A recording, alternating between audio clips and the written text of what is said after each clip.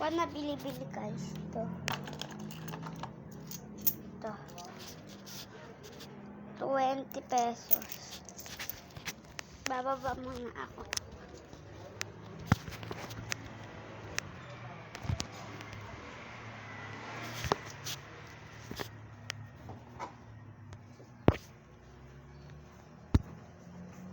Yayayain ko ngayon pamangkin ko.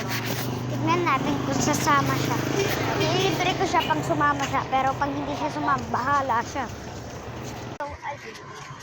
So ayun guys, wala siya. Tatakbo na ako.